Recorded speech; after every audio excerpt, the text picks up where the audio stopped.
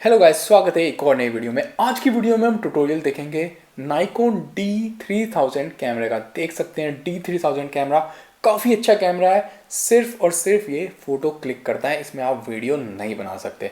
तो इस वीडियो को देखने के बाद अगर आप ध्यान से पूरी वीडियो देखते हैं तो आपको समझ में आ जाएगा कि कैसे इस कैमरे से आप बेहतरीन फ़ोटोज़ क्लिक कर सकते हैं। तो जल्दी से वीडियो को शुरू करते हैं। लेकिन वीडियो को स्टार्ट करने से पहले अगर आप मेरे चैनल पर नए हैं और आपने सब्सक्राइब नहीं किया तो सब्सक्राइब कर लेना और बेल आइकन को ज़रूर दबा देना। बाकी वीडियोस को भी चेकआउट कर लेना। तो जल्दी से हम कैमरे को ऑन करते हैं। एक बार मैं ऊपर से आपको दिखा देता हूँ कि कैमरा कैसा दिखता है। तो आपको यहाँ पे एक मोड डायल मिल जाता है। यहाँ से आप डिफरेंट फोटोग्राफिक मोड्स को चेंज करते हैं। ये आपका ऑन ऑफ का स्विच हो गया इधर पे। और ये जो आपका सिल्वर कलर का बटन है इसको हम शटर बटन बोलते हैं। इसी को दबा के फोकसिंग भी होती है और आपका कैमरा फ़ोटो क्लिक करता है। उसके अलावा आपको यहाँ पे एक इन्फो का बटन मिल जाता है। यहाँ पे आपको एक्सपोजर कॉम्पनसेशन वगैरह को एडजस्ट करने का बटन मिल जाता है। यहाँ पे आपका ऊपर में फ्लैश है। फ्लैश को अगर आपको ओपन करना है तो उसके लिए यहाँ पे आपको साइड में स्विच मिलता है। मैंने इसको दबाया तो देखिए फ्लैश ओपन हो गया। उसके अलावा यहाँ पे एक आपका फंक्शन बटन है। ठीक है, ये आपका लेंस हो गया। और अगर आप मेमोरी कार्ड की बात करें तो SD कार्ड आपका इधर पड़ेगा और बैटरी इसकी नीचे की तरफ पड़ती है। और पीछे से ये कैमरा ऐसा दिखता है। इसमें टच स्क्रीन नहीं है और ना ही इसकी स्क्रीन फ्लिप आउट है। तो जो भी ऑप्शंस आपको चेंज करने हैं वो इन्हीं बटन्स के थ्रू आपको करने होंगे। पीछे में आपको ये वाला डायल मिल जाता है। ये वाला सबसे इंपॉर्टेंट डायल है क्योंकि इसी के थ्रू आप अपनी शटर स्पीड, एपर्चर और बाकी चीज़ों को चेंज करेंगे। तो आई होप आपको समझ में आ गया होगा कि कैमरा कैसा दिखता है। अब जल्दी से कैमरे को ऑन करते हैं और मैं आपको बताता हूँ कि कैसे आप इससे अच्छे फ़ोटो क्लिक कर सकते हैं। तो कैमरे को मैंने ऑलरेडी ऑन कर दिया है। तो अगर आप फोटोग्राफी करना चाहते हैं इस कैमरा से अच्छी वाली तो आप MAS या P मोड को यूज़ करें। M मोड होता है आपका फुली मैनुअल मोड। इसमें आप शटर स्पीड और एपर्चर दोनों की वैल्यू सेट करते हैं और ISO को भी आप सेट कर सकते हैं अगर आपने उसको ऑटो ISO पे नहीं डाला। दूसरा आपका आता है ए यानी एपर्चर प्रायोरिटी। तो इस केस में आप सिर्फ एपर्चर की वैल्यू को सेट करते हैं और शटर स्पीड की वैल्यू कैमरा अपने आप सेट करता है।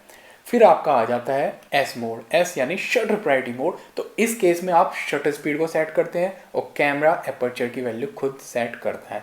और लास्ट में आपका आ जाता है प्रोग्राम ऑटो मोड। तो इस केस में कैमरा ही शटर स्पीड भी सेट करेगा और कैमरा ही एपर्चर, लेकिन आपके पास कंट्रोल होता है कि आप वाइट बैलेंस, मीटरिंग और ISO की वैल्यू को चेंज कर सकें। अगर आप ये वाला जो फुल्ली ऑटो मोड है ना, अगर आप इसको यूज़ करेंगे तो तब आप ये जो ISO, वाइट बैलेंस और मीटरिंग इनको भी चेंज नहीं कर पाएंगे। तो P मोड बेसिकली एक टाइप का ऑटो मोड है, लेकिन इसमें आप फिर भी कुछ चीज़ें चेंज कर सकते हैं। तो अगर आप अच्छी फोटोग्राफी करना चाहते हैं तो मैं आपसे रिक्वेस्ट करूँगा आप M मोड को यूज़ करें या A मोड को या फिर S मोड को। तो अगर आप इनको यूज़ करेंगे तो आप कैमरे को कंट्रोल कर पाएंगे। अदरवाइज होगा ये कि कैमरा अपने सारे डिसीजन खुद से लेगा। तो जल्दी से हम कैमरे को M मोड में डाल देते हैं और मैं आपको बताता हूँ कि शटर स्पीड और एपर्चर कैसे सेट करना है। तो मैंने इसको M मोड में डाल दिया है। ठीक है, अब ये जो पीछे की जो हमारी स्क्रीन है अभी ये ब्लैक दिखाई दे रही है। तो इस पर हमें इन्फॉर्मेशन देखनी है। वो इन्फॉर्मेशन देखने के लिए या तो आप इस आई वाले बटन को दबा दीजिए, ये जो यहाँ पे है, ठीक है, या फिर ये जो ऊपर में इन्फो का बटन है, ये वाला बटन इन्फो का, आप इसको भी दबा सकते हैं। ठीक है, हमने जैसे ही इस बटन को दबाया हमें स्क्रीन पे सारी इन्फॉर्मेशन दिखनी स्टार्ट हो गई। तो आप देख सकते हैं अभी ये बाय डिफ़ॉल्ट जो शटर स्पीड की वैल्यू आपको दिखा रहा है 1/5 दिखा रहा है और एपर्चर की वैल्यू को दिखा रहा है 5। तो अब मुझे शटर स्पीड की वैल्यू को चेंज करना है। तो उसके लिए मुझे इस वाले डायल को रोटेट करना होगा। देखिए मैं इस डायल को रोटेट कर रहा हूँ तो ये वैल्यू चेंज आपकी हो रही है। ठीक है, तो अभी के लिए मैंने शटर स्पीड को कर दिया है 1/50। ठीक है, अब एपर्चर की वैल्यू को कैसे चेंज करना है ये मैं आपको बताता हूँ। तो एपर्चर की वैल्यू को चेंज करने के लिए ये जो आपको ऊपर में प्लस माइनस वाला ये जो बटन दिख रहा है आपको इसको दबाना है और साथ में वही वाला डायल जिससे आपने शटर स्पीड को चेंज किया था उसको भी दबाना है। तो मैं एक बार फिर से इन्फो को दबाता हूँ ताकि आपको स्क्रीन दिखे। अब मैं इस वाले बटन को दबाया मैंने, ठीक है, और मैं इस डायल को घुमा रहा हूँ। तो आप देखिए ये वाली जो F की वैल्यू है ये हमारी चेंज होनी स्टार्ट हो गई है। तो अभी के लिए मैं इसकी वैल्यू मिनिमम रखूँगा क्योंकि मैं घर के अंदर शूट कर रहा हूँ और लाइटिंग कंडीशन इतनी अच्छी नहीं है। तो आपका बेसिकली एम ये रहेगा कि एपर्चर की वैल्यू को आप कम रखें अगर आपके पास लो लाइट है। अगर बहुत ज़्यादा लाइट है तो आप एपर्चर की वैल्यू को नो डाउट ज़्यादा रख सकते हैं। और शटर स्पीड के केस में आपको शटर स्पीड की वो वैल्यू रखनी है जिससे आपका कैमरा शेक ना आए। अगर आप इस वैल्यू को, शटर स्पीड को बहुत ज़्यादा कम कर देंगे तो आपका कैमरा शेक आने की संभावनाएं बढ़ जाएंगी। तो अगर आप 50 mm का लेंस यूज़ कर रहे हैं या 18-55 वाला किट लेंस यूज़ कर रहे हैं तो कम से कम 1/50 इस वैल्यू को रखें ताकि आपको एक क्लियर और शार्प फोटो मिले। तो मैंने ये दोनों वैल्यू सेट कर दी है। अब अगली चीज़ हो जाती है आपका ISO। ठीक है, ISO को आप ऑटो पे डाल देंगे तो बहुत सही रहेगा। और ISO को हम ऑटो पे कैसे डालते हैं वो मैं आपको बताता हूँ। उसके लिए आपको जाना होगा मेनू के अंदर। तो मेनू वाला बटन आपको यहाँ पे मिल जाता है। मैंने इस बटन को दबाया तो हमारा मेनू आ गया। तो ISO का जो ऑप्शन है वो दूसरे नंबर का, ये जो साइड से पहले वाला आपका प्लेबैक मेनू है। ठीक है, फिर आपका दूसरा मेनू आ जाता है शूटिंग मेनू। तो इसके अंदर आप जाइए और आपको इस वाले ऑप्शन पे जाना है ISO सेंसिटिविटी सेटिंग्स। तो हम इसमें गए और ये जो दूसरे वाला ऑप्शन है इसको अगर ये ऑफ है तो ऑटो ISO सेंसिटिविटी, तो हमें इसको ऑन कर देना है। ठीक है, और मैक्सिमम हमें कितनी रखनी है ISO की वैल्यू वो हम यहाँ पे सेट कर देंगे। जैसे मैंने 1600 रखी हुई है मैक्सिमम। और मिनिमम कितनी शटर स्पीड रखनी है वो भी हम यहाँ पे सेट कर देंगे। तो मिनिमम आप 1/30 कर दीजिए। ठीक है, इससे ज़्यादा कम होगी तो आपका कैमरा शेक आ सकता है। तो अब होगा ये कि कैमरा कम से कम आपकी 1/30 की शटर स्पीड मेंटेन करेगा, ISO की चाहे कुछ भी वैल्यू हो। ठीक है, अब आप देख सकते हैं ये चीज़ें हमने सेट कर दी। अब हमें करना क्या है, वो जो सामने आप देख सकते हैं गिटार रखा हुआ है, मैं उसके ऊपर फोकस करूँगा कैमरे से और एक फ़ोटो क्लिक करूँगा। लेकिन उससे पहले मैं आपको इसके फोकस मोड के बारे में भी बता देता हूँ। तो आप देख सकते हैं यहाँ पर स्क्रीन पे जो इसका फोकस मोड है AFC दिखा रहा है। ठीक है, AFC बेसिकली आपका कंटिन्यूस मोड होता है जिसमें ये सब्जेक्ट की ट्रैकिंग करता है। अब हमें इन मोड्स को चेंज करना है तो उसके लिए मैं इस वाले आई बटन को दबाऊंगा। जैसे ही मैंने आई बटन को दबाया अब मैं इस वाले डायल के थ्रू ऊपर नीचे जाके इन ऑप्शंस को चेंज कर सकता हूँ। तो मैं AFC से इसको डालूंगा AFS। AFS होता है आपका ऑटो फोकस सिंगल। तो ये वाला आपका AFS सिंगल पॉइंट और दूसरे वाला आपका AFC यानी कंटिन्यूस मोड में ऑटो फोकस। तो इसमें आपकी सब्जेक्ट की ट्रैकिंग करता है। लास्ट वाला आपका मैनुअल फोकस है। ठीक है, अगर आपने कैमरे को इस पर डाल दिया तो आपका लेंस ऑटो फोकस नहीं करेगा। और जो आपका पहले वाला है AFA, ये बेसिकली कैमरा खुद पिक करेगा कि उसको AFC रखना है या AFS। ठीक है, लेकिन अगर आप अच्छे फ़ोटो लेना चाहते हैं, शार्प फ़ोटो, तो मैं रिक्वेस्ट करूँगा कि आप AFS वाले मोड पे कैमरे को डालें। ठीक है, फिर आपका आ जाता है ऑटो फोकस एरिया मोड। पहले वाला आपका सिंगल ऑटो फोकस पॉइंट है, दूसरे वाले में आपको मल्टीपल ऑटो फोकस पॉइंट मिल जाते हैं, एक बड़ा सा एरिया। और लास्ट वाला जो है आपका ऑटो फोकस है। ठीक है, अगर आपने इसको लास्ट वाले पे डाल दिया तो कैमरा खुद ब खुद डिसाइड करेगा कहाँ उसको ऑटो फोकस करना है। तो इस केस में आप कंट्रोल नहीं कर पाएंगे कि कैमरा कहाँ ऑटो फोकस कर रहा है। तो अगर आप अच्छी फोटोग्राफी करना चाहते हैं तो आप पहले वाले ऑप्शन पे इसको रखें, फिर आप अपने ऑटो फोकस पॉइंट को मूव अराउंड कर सकते हैं। ठीक है, तो मैं जैसे आपको दिखाऊंगा इस स्क्रीन पे, यहाँ पे देखिए अभी ये सेंटर में दिखा रहा है इस ऑटो फोकस पॉइंट को, लेकिन देखिए मैंने इसको मूव भी किया तो ये इधर से उधर मूव कर रहा है। तो डिपेंडिंग ऑन कि आपका सब्जेक्ट कहाँ है फ्रेम में, मान लो आपका सब्जेक्ट इस कोने में है तो आप इसको इधर कर दीजिए, आपका सब्जेक्ट सेंटर में है तो आप इसको सेंटर में रखिए। ठीक है, नीचे है तो इसको नीचे कर दीजिए। और आप इस वाले बटन्स के थ्रू ईजिली इस ऑटो फोकस पॉइंट को मूव कर सकते हैं। इस वाले का ऑप्शन का फ़ायदा ये है कि अगर आप सिंगल ऑटो फोकस पॉइंट रखते हैं तो आप चूज़ कर सकते हैं कि कहाँ पे आपको अपना ऑटो फोकस रखना है। मान लो आप किसी इंसान का फ़ोटो ले रहे हैं तो आप उस इंसान के चेहरे पे या उसकी आंखों पे अपना फोकस डाल सकते हैं, तो उससे आपको बहुत ही शार्प फोटो मिलेगा। क्योंकि इस कैमरे में लाइव व्यू नहीं है तो मैं आपको इस लाइव स्क्रीन पे नहीं दिखा पाऊंगा, तो मैं अभी ये जो सामने गिटार रखा हुआ है इसके ऊपर फोकस करता हूँ। मैंने ये फ़ोटो क्लिक कर लिया और आप देख सकते हैं स्क्रीन पे फ़ोटो कितना शार्प और क्लियर आया है। मैं एक बार और फिर आपको फ़ोटो क्लिक करके दिखा देता हूँ। तो आप देख सकते हैं, मैं इसको जूम करके भी आपको दिखा देता हूँ, एकदम क्लियर और शार्प हमारा फ़ोटो आ गया है। तो बहुत ही ईजी है फुली मैनुअल मोड को यूज़ करना। ठीक है, अब मैं आपको बताता हूँ अगर आप ए मोड यानी एपर्चर प्रायोरिटी मोड को यूज़ करते हैं तो आपको कैसे एपर्चर वगैरह को सेट करना है। तो पहले हम कैमरे को डालेंगे ए मोड पे इस डायल से। ठीक है, हमने कैमरे को ए मोड पे अब डाल दिया। मैं वापस से इन्फो वाली स्क्रीन को खोलता हूँ। तो अब आप देख सकते हैं शटर स्पीड ये 1/30 दिखा रहा है, ISO हमारा ऑटो है, ठीक है, f 3.5 दिखा रहा है। तो अगर आपको अब एपर्चर की वैल्यू को चेंज करना है तो आपको बस ये वाला जो डायल है इसको घुमाना होगा। देखिए इस बार मुझे वो जो प्लस माइनस का बटन है उसे दबाने की ज़रूरत नहीं है, अब मैं सिर्फ इस डायल को घुमा रहा हूँ और मेरी f की वैल्यू अपने आप चेंज हो रही है। और ये जो शटर स्पीड है ये कैमरा अपने आप डिसाइड कर रहा है कि क्या इसको रखनी है, ठीक है। तो अभी के लिए मैंने वापस से इसको 3.5 पे ही सेट कर दिया फ़ोटो लेने के लिए, और शटर स्पीड कैमरे ने अपने आप चूज़ की है 1/30 की। अब हम फिर से कैमरे को, तो मैंने शटर बटन दबाया और फिर से मैंने एक फ़ोटो क्लिक कर लिया और फ़ोटो एकदम शानदार आया, एकदम करेक्टली एक्सपोज मुझे फ़ोटो मिला है। अगर मैं इस लेंस को थोड़ा सा जूम कर दूं और इस बार मैं फ़ोटो क्लिक करूं तो आप देखिए कितना क्लियर हमारा फ़ोटो आया है, बहुत ही बेहतरीन तरीके से फ़ोटो आया है। तो बहुत ही सिंपल है ए मोड को भी यूज़ करना। इस मोड को यूज़ करने का सबसे बड़ा फ़ायदा ये रहेगा आपको कि आपको अब शटर स्पीड सेट नहीं करनी, सिर्फ और सिर्फ एपर्चर की वैल्यू को सेट करना है। अगर आप एपर्चर की वैल्यू को ज़्यादा रखोगे, ये वाली जो एफ वैल्यू है, तो आपको बैकग्राउंड ब्लर कम मिलेगा। अगर आप इस वैल्यू को थोड़ा कम रखोगे तो आपको बैकग्राउंड ब्लर ज़्यादा मिलेगा। तो अगर आपको ज़्यादा बैकग्राउंड ब्लर चाहिए तो आप इस वैल्यू को रखें थोड़ा कम। अब हम आ जाते हैं अपने अगले ऑप्शन की तरफ, जो कि है हमारा एस यानी शटर प्रायोरिटी मोड। तो इस केस में हम शटर स्पीड को सेट करेंगे और एपर्चर की वैल्यू कैमरा अपने आप डिसाइड करेगा, ठीक है। तो हम वापस से जाते हैं, तो शटर स्पीड की जो वैल्यू है इसको मैंने 1/30 कर दिया और आप देख सकते हैं मैं इसको घुमा रहा हूँ और शटर स्पीड की वैल्यू चेंज हो रही है, ठीक है।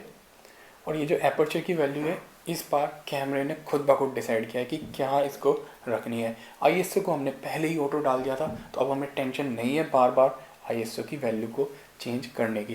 तो मैं फिर से फोकसिंग करता हूँ इस शटर बटन को दबा के और आप देख सकते हैं फ़ोटो बहुत शानदार आया है, एकदम करेक्टली एक्सपोज। तो कितना सिंपल है इस वाले कैमरे से आपके लिए फ़ोटो लेना। 10-15 मिनट में ही आप सीख गए फुली मैनुअल मोड कैसे यूज़ करना है, ए मोड कैसे यूज़ करना है और एस मोड कैसे यूज़ करना है।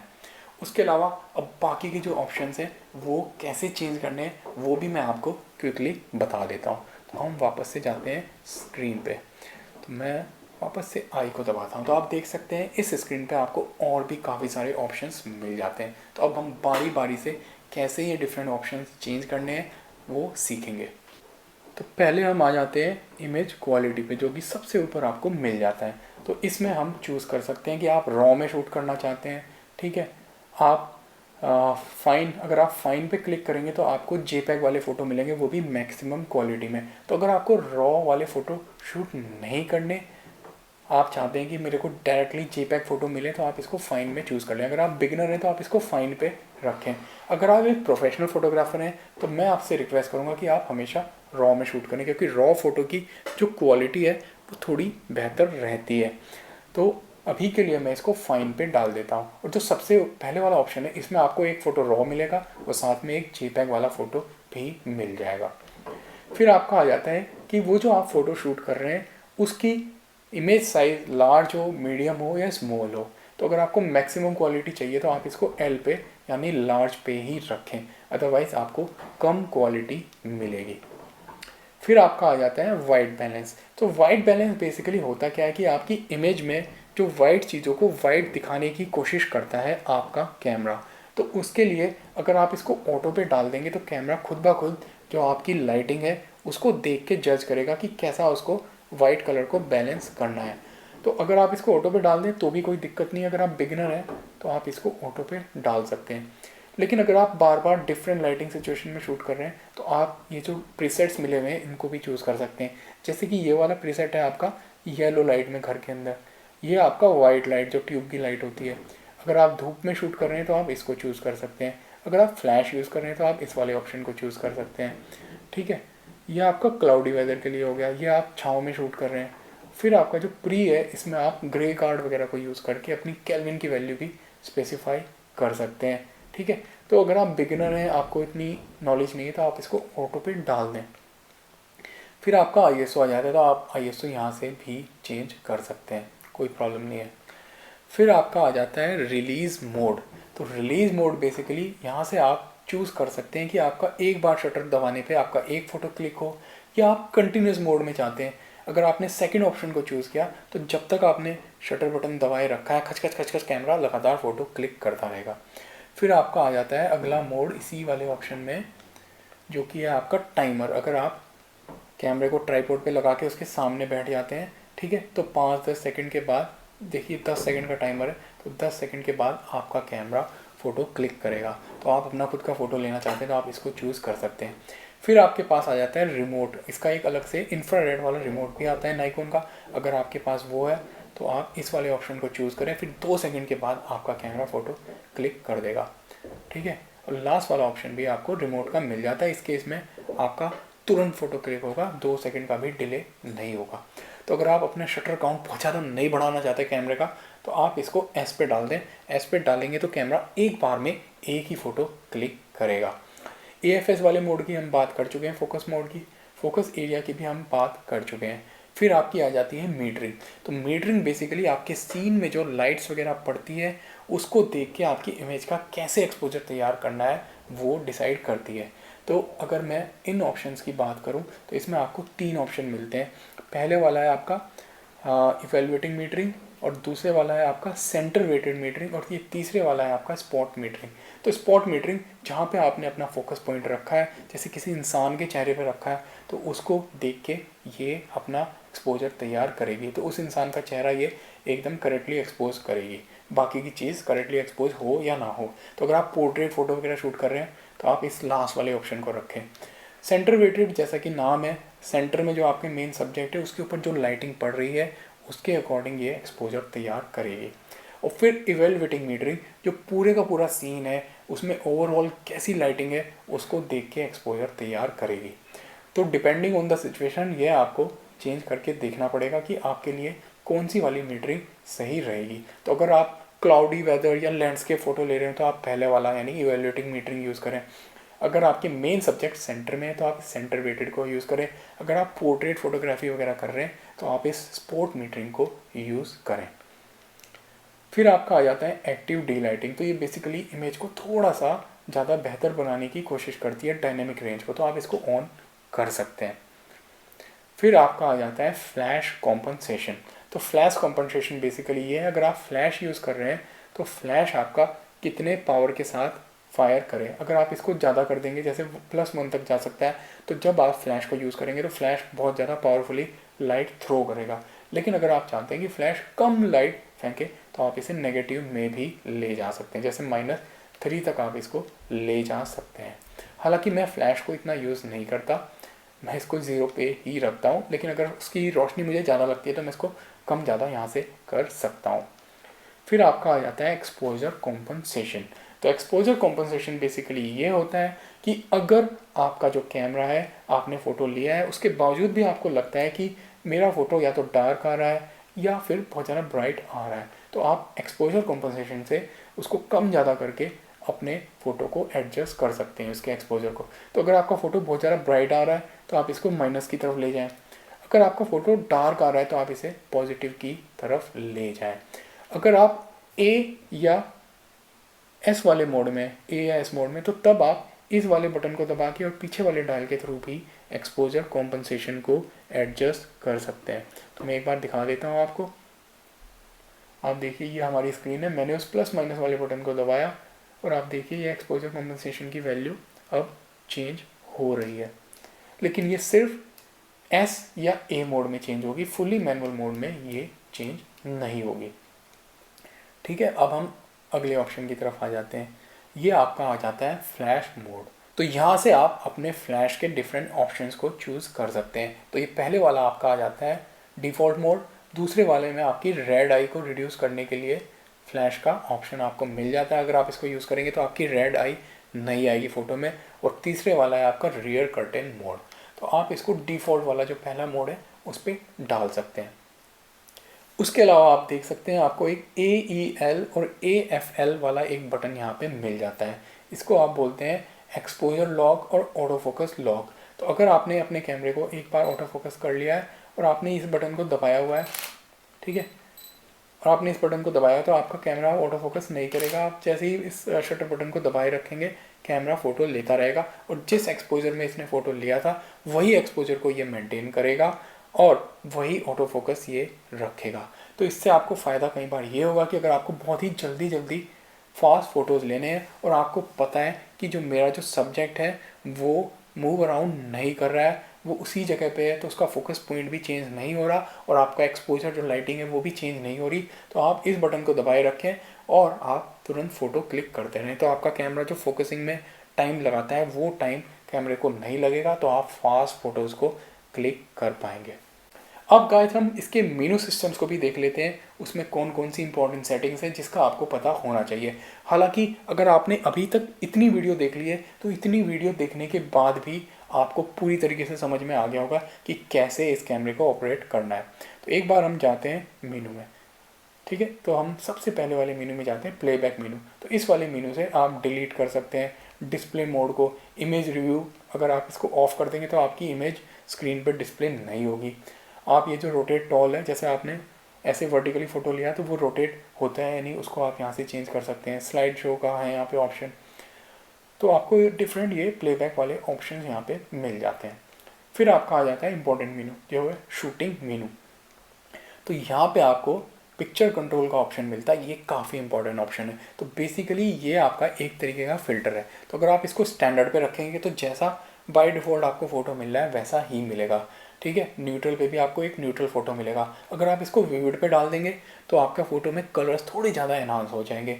मोनोक्रोम पे डाल देंगे तो आपको ब्लैक एंड वाइट फ़ोटो मिलेगा। तो काफ़ी सारे इसमें आपको प्रीसेट्स और ऑप्शंस मिल जाते हैं।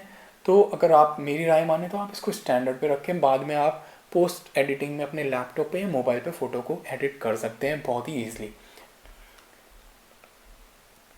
इमेज क्वालिटी आप ऑलरेडी देख चुके हैं, जो इससे पहले वाली स्क्रीन थी हमने वहाँ से इसको चेंज किया था, इमेज साइज़ भी, ठीक है। वाइट बैलेंस भी हम देख चुके हैं। उसके अलावा ISO को हम ऑलरेडी देख चुके हैं। एक्टिविटी लाइटिंग को भी हम देख चुके हैं, ठीक है। कलर स्पेस आपको हमेशा sRGB रखना है। नॉइज़ रिडक्शन को आप ऑन कर सकते हैं, तो फिर आपका जो फ़ोटो में नॉइज़ आता है वो थोड़ा कम हो जाएगा। रिलीज मोड भी हम देख चुके हैं, ठीक है। हम फोकस एरिया मोड भी देख चुके हैं, AF एरिया मोड भी देख चुके हैं।